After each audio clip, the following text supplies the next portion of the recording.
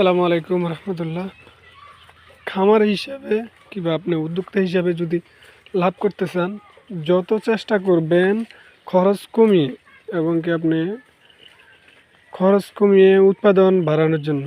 আর তাই আমরা যে কাজটা করেছি, আমরা এই ছাগল ভেড়াকে খাদ্য দেওয়ার জন্য এটা কাঠের তৈরি করছি। আমরা যদি আমাদের লোহার ফ্রেম দিয়ে করা হইতো তাহলে অবশ্য অনেক টাকা বেশি লাগতো।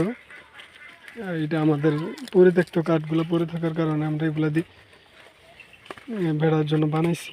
আপনারা যদি বানান, যদি অবশ্যই এটা ভালো লাগে, আপনারা ইনশাআল্লাহ বানাবেন। আমাদের এটা হচ্ছে যাই রোমিও 1 এর বাচ্চা। আলহামদুলিল্লাহ এগুলা মাশাআল্লাহ বলে যাবেন অবশ্যই। ইনশাআল্লাহ আমাদের খামারের জন্য দোয়া করবেন। আজকে এই পর্যন্ত। আসসালামু আলাইকুম।